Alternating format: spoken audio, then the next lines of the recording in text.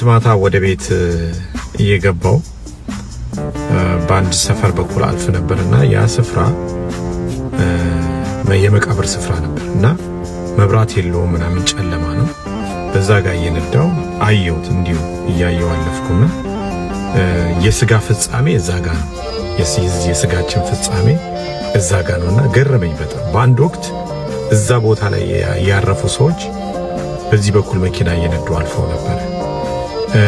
ስልክ አውርተው ነበር። ቤተሰቦቻቸው ጋር ተጫውተው ነበር። አሁን እያደረግን ያለውን ነገር አድርገው ነበር እና በስጋ ሳሉ ማለት ነው። እና ምን አሰብኩኝ፣ በምድር ላይ ስንኖር የምንኖረው እንዴት ነው? በዚህ በስጋችን ስንኖር ይሄ ስጋችንን እንዴት ነው እያኖር ነው ያለነው?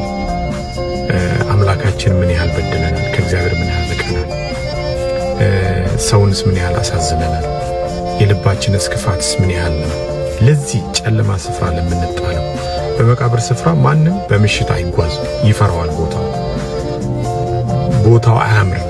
ለምን? ሙታን የበዛበት የስጋ ፍጻሜ የሚፈጸምበት ቦታ ስለሆነ ነፍስ ወደ እግዚአብሔር ስለሚሄድ ማለት ነው። የስጋ ፍጻሜ እዛ ጋር ስለሚቀርና በጣም ገርሞኝ አይነበረ። የጨለማነቱ ታጥሯል፣ ተዘግቷል፣ ጨለማ ነው። ማንም እዛ ስፍራ ላይ ሊጎበኝ አይደለም። ማንም ሰላም ሊለው አይደለምና እስቲ አስቡት የመቃብርን ስፍራ።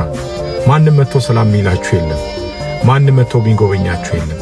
በሚያስፈራ ስፍራ፣ በጨለማ ስፍራ፣ ማታ ለሊት አውሬ በሚጋጋበት ስፍራ ላይ ዛሬ የምታዩት ይሄ ስጋችን የምናየው ስጋችን የምንሞትለት፣ የምንሰዳደብለት፣ የምንገዳደልለት ይህ ስጋችን ፍጻሜው እዛ አፈር ውስጥ በዛ አውሬዎች በሚታገሉበት አስፈሪ በሆነበት ስፍራ ነውና ይሄንን ተገነዘብኩና ስኖር እንዴት ነው መኖር ያለብኝ? ነፍሴን እግዚአብሔር ይዟታል። ስጋዬንስ እንዴት ነው መኖር? ለእግዚአብሔር የተገዛ ስጋ መሆን አለበት እና ስንኖር በፍቅር በሰላም ከስድብ ነፃ በወጣ ከጥላቻ ነፃ በወጣ ከክፋት ነፃ በወጣ በመረዳዳት በመዋደድ አንዱ ለአንዱ በመተዛዘን ቢሆን መልካም ነው ላለውና ሁላችሁም እስቲ የመቃብር ስፍራ በህሊናችሁ አስቡት። የአስፈሪነቱ ብዛት፣ የጨለማነቱ ብዛት፣ እዛ ቦታ ላይ የተኛው ሰው ብዛት እና የስጋችን የዚህ ስጋችን ፍጻሜ የዚህ የውበት እንደዚህ የምንቆነጃጅበት እንደዚህ የምንመካበት ማንነታችን ፍጻሜው በዛ አስፈሪ ቦታ ላይ መሆኑ ገርሞኝ አይነበርና እግዚአብሔር ማስተዋልን ይስጠን። እንዴት በምድር ላይ እንደምንኖር እግዚአብሔር ማስተዋልን ይስጠን። ከሁሉ በላይ እግዚአብሔርን መበደል ያስፈራል። ለምን?